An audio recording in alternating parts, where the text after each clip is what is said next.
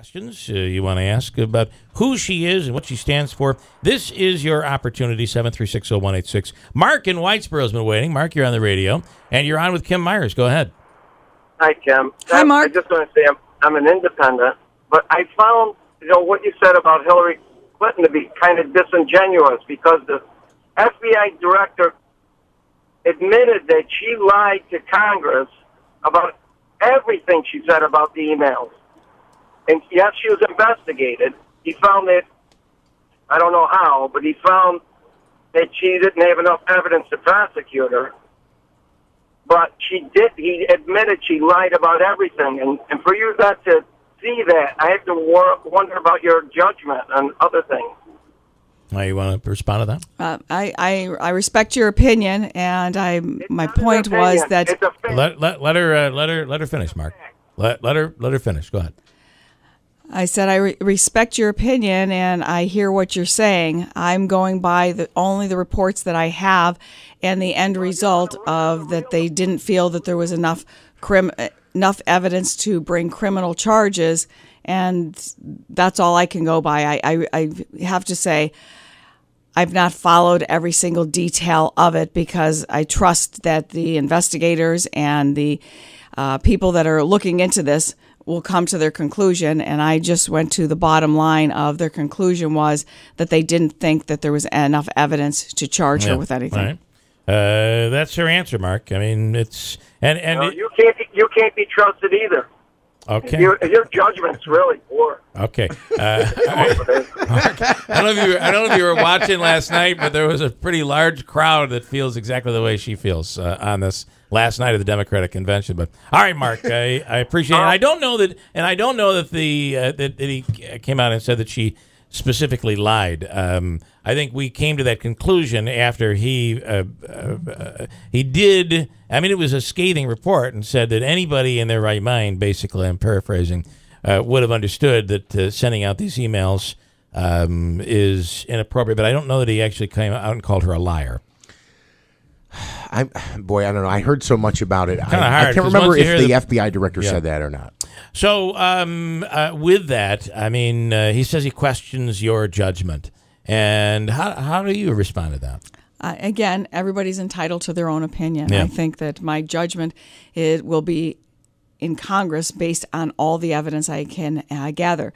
And in any decision, which would be about legislation that would come amongst someone from Congress, would be based on looking at all the facts from both sides and understanding the issue backwards and forward, and not looking at from one bias from another bias, but from what really makes sense, what is really the facts that are laid in front of us, not even just laid in front of us, that you have an obligation to look at your own material and look at what you see, not just what's laid in front of you. So you just basically feel that if there was something there that was bad enough for you to be alarmed, that she would have been charged. That's exactly what I feel, that I can't substitute my judgment of somebody who's not sitting there looking at everything and all the details and the ins and outs just based on the reporting or what is coming through the media, which is where we would get my information on something that this classified, this high level.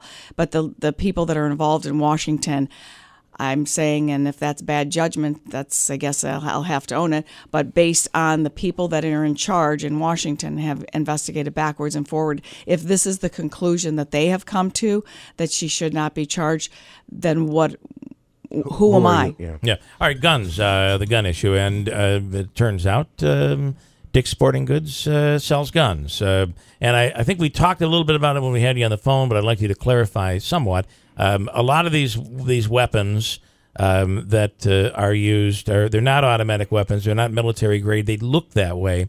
And there are many other legal weapons out there that do even much more, but they don't look as military-esque. Your opinion on the Second Amendment and your thoughts on guns? My opinion on the Second Amendment is unshakable. The Second Amendment stands. As a matter of fact, many people don't talk about it, but the Supreme Court has also ruled recently how the Second Amendment stands, and Heller gave the decision.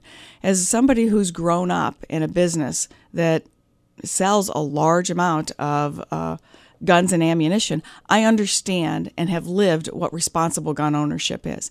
I don't see anybody going to the extremes of repealing the Second Amendment or taking away everyone's guns. Responsible gun ownership is part of our culture. Yeah. It absolutely is. And I don't see that going anywhere. I think reasonable conversations is all that people are looking to have. And overwhelmingly, the polls and the American people have said that they would like to have that conversation about reasonable. And in my definition of reasonable, doesn't even come close to taking away people's guns. How do you handle the they say it's a mental issue. It's a culture. It is people who are disturbed. How do you handle that? How do we get to say disturbed people shouldn't have guns, but then how do we get to the point to determine who's disturbed enough to not have a gun? Well, it kind of goes hand in hand with the fact that we do not have enough mental health facilities, enough mental health providers who can help and identify those that are, but certainly somebody who has previously committed a violent crime due to mental illness, that seems common sense that they should not be able to then go in and buy a weapon. That's all I'm about, is what makes common sense. Somebody that is on the no-fly list for possible terrorists, it doesn't seem like it makes sense that they should be able to go in and buy a gun.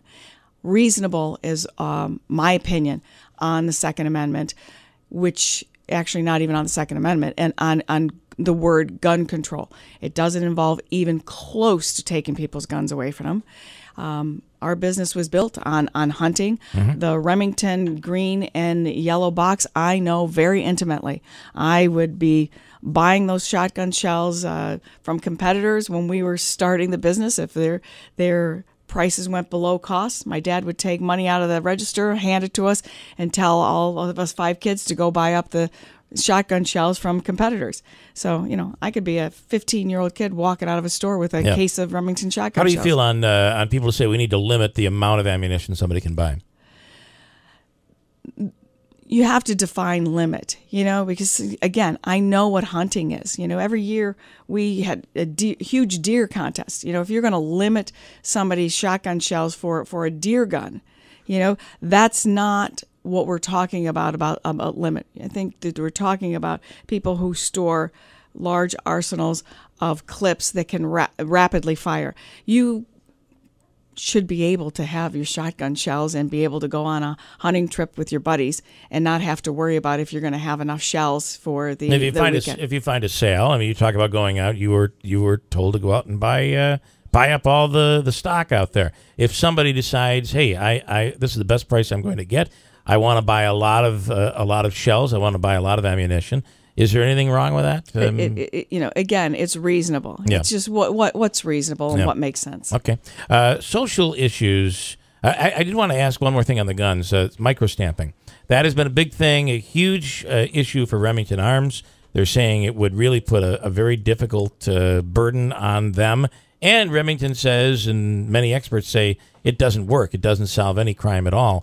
Where are you on microstamping? Again, I think we just have to have a conversation. We can't just make rules just out of a knee-jerk or out of an emotional thing. We have to look at data. We have to look at, would this help, would this not help, and not make those decisions just to be reactive. We need to be proactive and look at all solutions and what makes sense. Because, to do a reactive... Would you call the SAFE Act something that was reactionary? I definitely would. Okay. Because you don't have, and you didn't have the right people in the room with the knowledge of exactly what certain guns, what certain clips, and you can't make decisions just based on your own knowledge. You need to get the information from all the sources and the experts in those fields. All right. Social issues. So where do you stand on women's health? That would be one of the areas potentially that you might differ with Assemblywoman Tenney. I think women's health is very important, and I think we should support all aspects of women's health. Absolutely. Choice? Absolutely. Okay. I had the opportunity to kind of watch as some of the this is politics, and this is going to be a pretty long race. I know November is just around the corner, but it's going to be long. And I asked you earlier, are you sure you want to get into this? Because it could get pretty tough. How do you differentiate yourself from Assemblywoman Tenney? I differentiate myself in that I'm looking to do the right thing for the people of the 22nd. I have no personal agenda. I have no personal goals or aspirations to be somebody other than who I am. And who I am is somebody who was born and raised in this area, loves this area, wants nothing more to see people in this area be able to stay here, to raise their families. For me, some of my children are older. They have the opportunity for them to raise their families here, near their parents or near their hometown. So I know that involves we need to create jobs. We need to create a business-friendly environment to make sure that we can sustain the jobs we have and bring additional jobs here. I'm looking to work with anybody. I'm looking to find solutions. I'm not looking to be an obstructionist. I'm not looking to vote no on anything. And my reputation, I am a very hard worker. I will be there at everything that I need to be at. I will look at all aspects, and I won't prejudge any piece of legislation. I'll look at how will this help our district and if it's right. I'm a reasonable person that thinks that common sense should prevail at the end of the day. All right, we're going to give people one more opportunity to ask a few questions. 736-0186. Kim Myers is in studio, and she spent the hour with us, which we really appreciate. And if you have a question, something on your mind, 736-0186. John in Utica, I'll take you when I come back.